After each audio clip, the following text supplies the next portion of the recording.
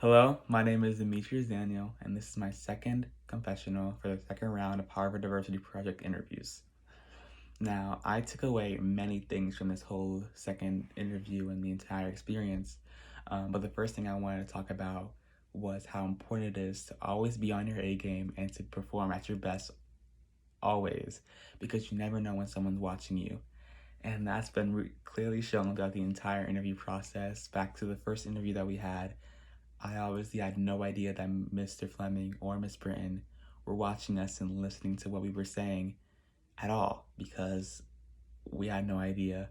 But it was probably a better way for them to gauge how we talk to other people that are our age and that talk like us, are intellectual like us, are black like us, and that are around our same level. And that's probably a really good that's what we're gonna be experiencing the entire program, right? Because we're gonna be around people that are our age, that are like us in this program. So he has to know how we will be able to interact with people that are like us, rather than how we interact with adults like Mr. Fleming and Miss Britton. Now, another really important thing that I learned from this was knowing what I am talking about. It was clear in the first interview process where we had to talk about and we had to give evidence for the claims we made, and also here when we were having to answer these questions that Mr. Fleming and Ms. Britton gave us, and we have to actually know what we are talking about, because otherwise it makes, instead of just jumping forward to try and answer the first, because you're going to always crash and burn, as Ms. Britton said during the interview. You have to make sure that you have a really good and constructed argument and thought. So before just rushing out and trying to make sure that you're the first one to be heard, you want to make sure that your whole claim and what you say is really thoughtful and that you know what you're trying to get across before you just say it. Otherwise, your point is basically meaningless to the conversation. Another thing is knowing the mission statement for the job or any kind of club or organization that you're trying to join.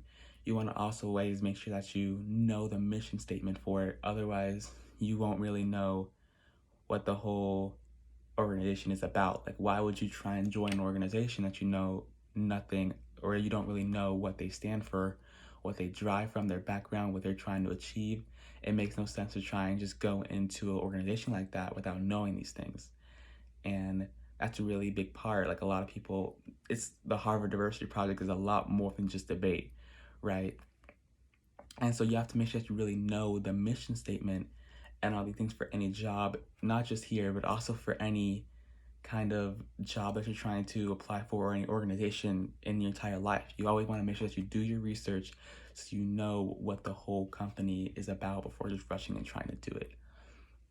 Something else was letting other people talk. That was a big thing during, not only in debating, but also really just in life. If you're trying to have a debate with someone, you want to let other people talk so that you can counteract what they say, but also here you can learn the mistakes of other people. That's something that I did during the entire interview, was I listened and tried to listen to my peers and really pay attention to what they say and pay attention to what they did right, pay attention to what they did wrong, so that I can make sure that I learn from them so that I could be the best that I can be. And it would be a waste if I would have to just sit there and think about nothing. I tried to make sure that when I wasn't talking, I was really paying attention and listening to what my peers said. But also a really big part of this whole program is making sure that everything is on time. That was a really big thing during the main part of the program, or the interview for the second part, was making sure everything is on time.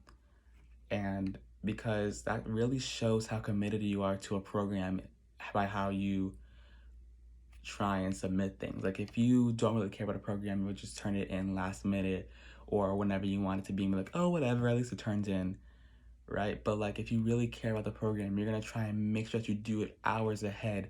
Give yourself a lot of time to even so like something where a little thing were to mess up, it wouldn't be that big of a deal. And also, the earlier you turn something in, well, I think it's also a difference to that. You want to make sure that you check what you do before you just turn it in, right? Like, always, that's why teachers tell you after you take a test, make sure you double check your answers, or after you do homework, your mom says make sure you have to double check it before you turn it in, because it's not always just about turning it in quickest, but also making sure that the quality of turning in is good. But also, when you make sure that once you turn it in and make sure that it's good, you want to turn it in as early as possible. You can make sure that the people that are trying to hire you, or really your teacher, and even if it's about school, know that you are really committed and trying to make sure to whatever the organization or whatever school you're trying to do the assignment for, they really know that you're committed. And that's something that I always try and make sure that I'm really punctual and I am on time for any meeting that I have to do. Make sure that all my assignments are on time, because it's going to really show the person that I'm giving the assignment to, or show the person running the meeting, that I'm really about this and that I really want to make a difference in that situation. Another thing that was really big was communication. And that's something that I know that is always really important for people, right? Because like I know during this whole quarantine, we're not really getting as much communication and as much interaction as we usually do, or as we did before this whole situation. But that's something that's really important with people in general, is really communication, especially if we're having any kind of internet issues. I know Miss Britton touched about this, was that a lot of people were having problems with the internet, or that their Wi-Fi was failing, or that they couldn't turn in that thing because their internet was acting up. And she talked about how we can make sure that we always communicate with her your email, telling her, hey, I have an issue with the Wi-Fi, or my internet's down, blah, blah, blah, can you help me?